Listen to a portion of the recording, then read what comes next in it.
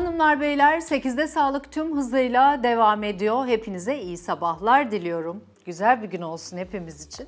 Konumuz sağlık. Bugün beyin tümörü ameliyatından sonra nasıl bir süreç ilerler? O kişiyi neler bekler? Tüm detaylarını hocamıza soracağız. Beyin ve sinir cerrahisi uzmanı Profesör Doktor Abuzer Güngör şu anda yayın konuğum. Hocam hoş geldiniz. Hoş bulduk. Güzel bir gün olsun hepimiz için. Sağlık dolu, neşe dolu değil mi hocam? Kesinlikle. Şimdi beyin tümörünü konuşuyoruz zaten sizinle böyle böldük. Beyin tümörünün tüm ayrıntılarını çok güzel anlatıyorsunuz hocam bize. Çok şey öğreniyoruz sizden. Beyin tümörü ameliyatını olmuş bir kişi. Hayatında nasıl bir süreç onu bekliyor?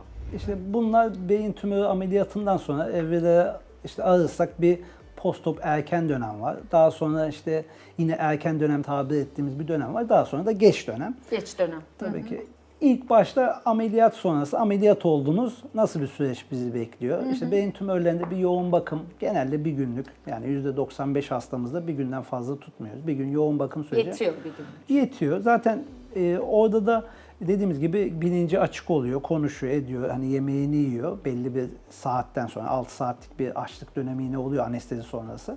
Daha sonra ertesi gün eğer bir problem yoksa filmlerinde çünkü MR'lar, tomografiler çekiliyor. Problem yoksa ondan sonra servis yatağına alınıyor. Orada da yine gün içinde yürüyüşlerini, yemek yemesini yapıyor. 3-4 günde serviste tutup daha sonra da Evine gönderiyoruz. evine gönderiyoruz. İşte evinde yara bakımı nasıl yapılıyor onu gösteriyoruz. Zaten çok fazla pansuman gerektirmiyor 4. günden sonra ama bir sprey var. Onu sıkıyoruz, yara kapanıyor. Sadece oraya su değmesini istiyoruz. Daha sonra evde de işte yaklaşık bir hafta 10 günlük bir süreç var. Ondan sonra dikiş aldırmaya çağırıyoruz. Bu dönemde de işte patoloji sonuçları çıkıyor. Ondan sonra da diğer evreye geçmiş oluyoruz aslında. İşte patoloji sonucu çıkınca nasıl bir tedavi alacak? Sonucuna göre tabii. Ne yapacak? Ama bu süreçte de evde de işte çok fazla ilk dikişte almadan çok fazla gezsin. İşte diğer insanlarla onun evine girip çıkmasını istiyoruz ki enfeksiyona yine bir açık dönem olduğu için. Değil mi? Ama ondan sonra dikişlere alındı, bir süre geçti. Ondan sonra yavaş yavaş Sosyalleşme. normal yaşamına geçmesini İş istiyoruz. yaşantısını vesaire. Kesinlikle. Peki beyin tümörü ameliyatından sonra hastanın konuşması, yürümesi ve günlük yaşam fonksiyonlarını nasıl değerlendiriyorsunuz hocam? Şimdi bazı tümörler var. Hasta zaten bir şekilde güçsüz geliyor size. Bir tarafında işte felç durumuyla geliyor öyle veya de olabiliyor değil mi tabii hocam? ki yani bazı tümörler öyle belirti veriyor. İşte konuşmada bozulma, bir tarafta güçsüzlük, bilinç kaybıyla gelenler oluyor. Onları ameliyat etseniz de o süreç hemen birden hasta normal hayata geçiyor veya tamamen düzelmeyebiliyor. Ama çoğu hastamız belli bir rehabilitasyon dönemi alıyor. Zaten hasta kötü geldiyse. İşte nasıl diyeyim genelde bir ayda bunlar da toparlıyor. Onun dışında bazı kritik bölgelerde kitleler var. Siz ameliyat etseniz, bütün yolları korusanız bile yine hastada hafif bir güçsüzlük oluyor, konuşmasında bir bozulma oluyor. Ama bizim ameliyatta kullandığımız teknolojiler var. Yani onlar tamsa, mesela işte kolu bacağındaki kuvveti tam gösteriyorsa diyoruz ki bunlar düzelecek. Belli bir fizik tedavi programını alıyoruz. Genelde bir ay içinde neredeyse hepsi toparlıyor eğer olduysa bile.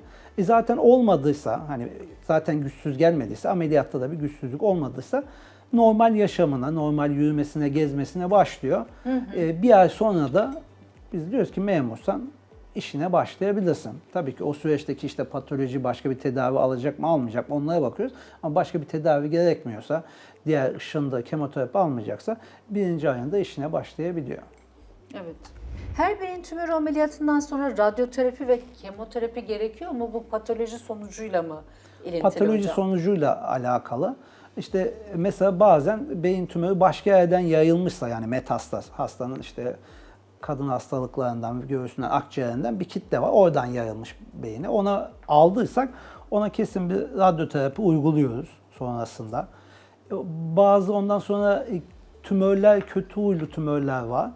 Onlar da derecesine göre ameliyatta hepsini çıkarsak bile patoloji sonucu eğer o dediğimiz kitleler geldiyse onlara da radyoterapi veriyoruz.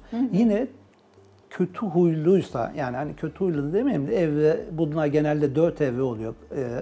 Evre 3-4 ise onlara kemoterapi de verebiliyoruz. Ama beyin cerrahisinin kemoterapileri diğer kemoterapilerden bir miktar farklı. Çünkü mesela diğer kemoterapilerde bir miktar daha ağır geçiyor. Bizimkiler genelde tablet şeklinde. Bir de yan etkileri diğer kemoterapitiklere göre daha az. Mesela diğer kemoterapi deyince hastalar, çünkü bugün de hani hocam kemoterapi deyince böyle saç dökülmesi, bulantılar, kusmalar. Bizim kemoterapi beyin cerrahisinin kullandıklarında bunlar genelde az oluyorlar. Hastalar işlerine, sosyal yaşamlarına ve günlük aktivitelerine ne zaman dönebilir? Esasında başta dediniz hani bir 10 gün gibi bir süreç, ama peki radyoterapi ve kemoterapi süreci de varsa ya da o şekilde mi? Şöyle ki Yaşamın içine mi alınıyor? Nasıl oluyor radyoterapi, hocam? kemoterapi de süreci de varsa bizimkiler şöyle, mesela hastanın bazen oluyor ki aylık kullandığı tedaviler oluyor mesela hap şeklinde. Onlar yine yaşamla bağdaşabiliyor. Yani onları alırken de kan tahlillerinizi yaptırıyorsunuz. Bazen kan değerlerinde oynama yapıyor ama sizi çok bitkin hale sokmuyor. O yüzden normal yaşamınıza, işinize devam edebiliyorsunuz. Işın tedavisi de sizde genellikle ekstra bir şey yapmıyor. İşte bir miktar ödem yapabilir beyinde veya işte yan etkileri olabilir ama onları da zaten radyoterapi verilirken onları önlemek için de ilaçlar verildiği için sizin normal yaşamdan uzaklaşmadan geçirebileceğiniz bir süreç olabiliyor.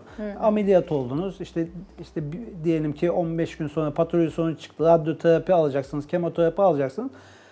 Onları alırken de normal işinize devam edebilir misiniz? Edebilirsiniz.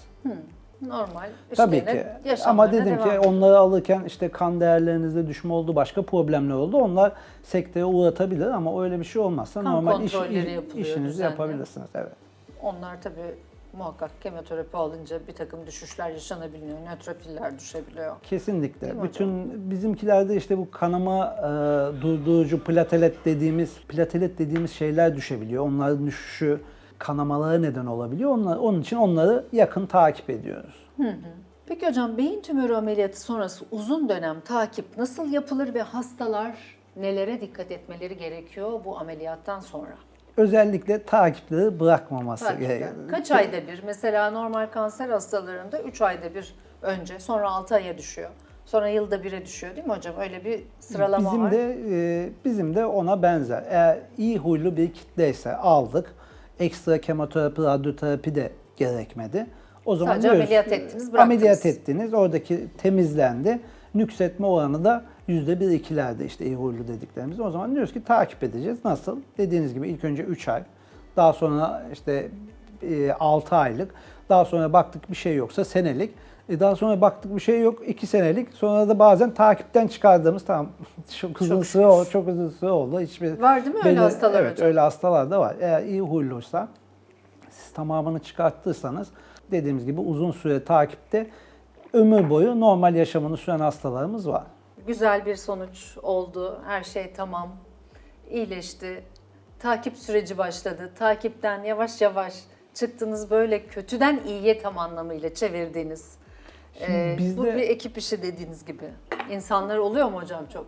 Şöyle yani hani kötü huylu tümörlerde şimdi bazı tümör tipleri var bizde. Hala Markerler. tüm dünyada kür sağlanamamış. Yani bütün ilaçları da verseniz, radyoterapi, kemoterapi, ameliyat etseniz bir kez, 2 kez, yani 3 kez ameliyat ettiğimiz aynı yerde nüksedip ama hastanın işte genç hasta oluyor, yaşam süresini uzatmak gerekiyor. Aynı yerde ikinci, üçüncü kez ameliyat ettiğimiz hastalar oluyor ama dediğim gibi bir kez ameliyat ettik, radyoterapi, kemoterapi verdik, 2 kez ameliyat ettik, 3 kez ameliyat ettik. Buna rağmen nüks edebiliyor mu? Evet, edebiliyor.